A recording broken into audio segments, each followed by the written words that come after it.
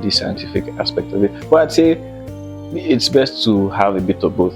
Exactly. Because the science would be the tools. Trying to figure out how to make the tools work for you artistically is why you're there in the first place as a cinematographer. True. So I'd say a bit of both.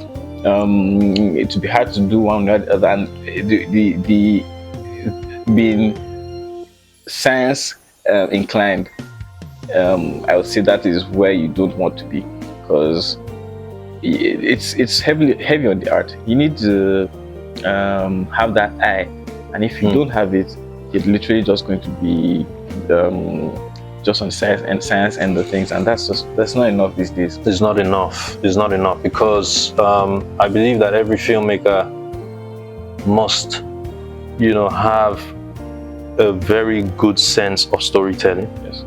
And in everything that we do, we're trying to tell a story. Whether it be art directing or it be cinematography, we're trying to tell a story. If you're in a space, that space must be telling a kind of story. Sure. If you're recording an individual, a character, your style, your style of cinematography, your style of lighting is telling a story. For example, if you're telling a story in the genre of horror fiction, obviously your style of lighting is going to change. Your camera movements will change, and for the art director, the choice of colors will change as well.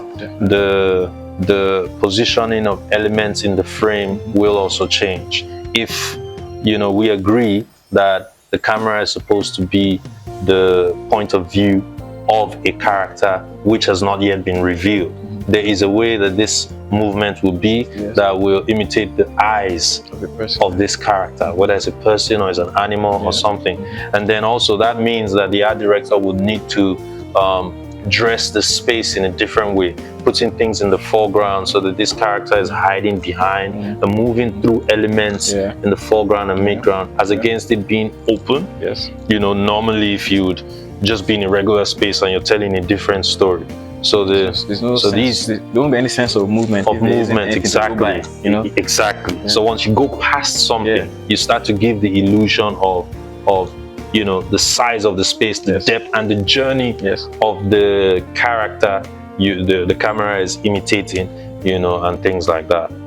Just as long as what we do is kind of restricted to this, to this frames.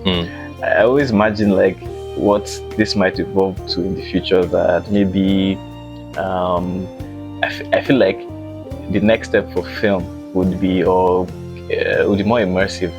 Like you would be in the product. I mean, they have started doing the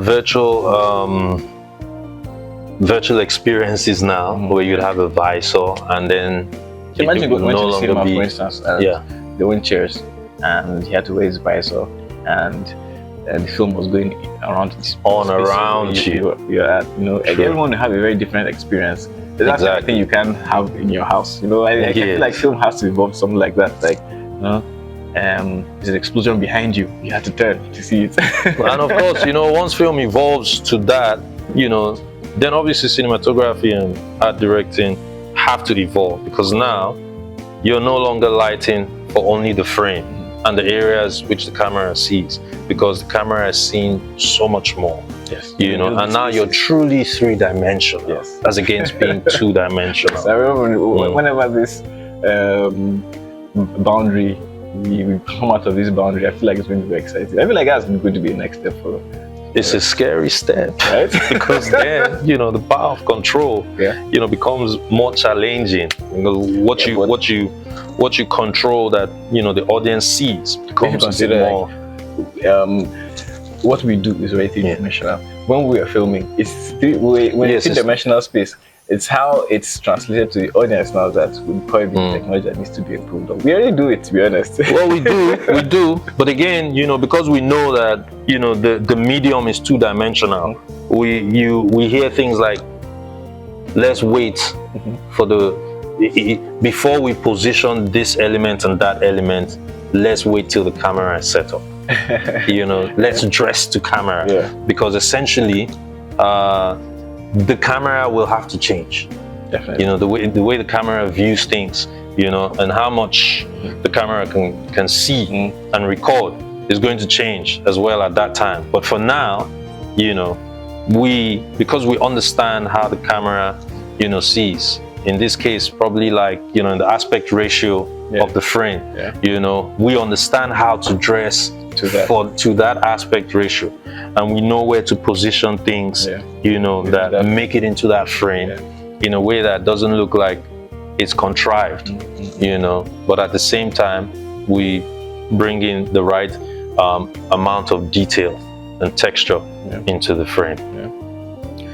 I think that's what we have for this conversation. It's been a great pleasure talking to you, Mo. Always is a pleasure.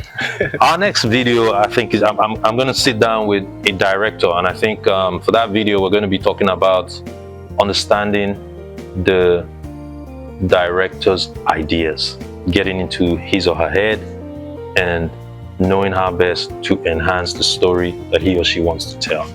Thank you very much. See you next time.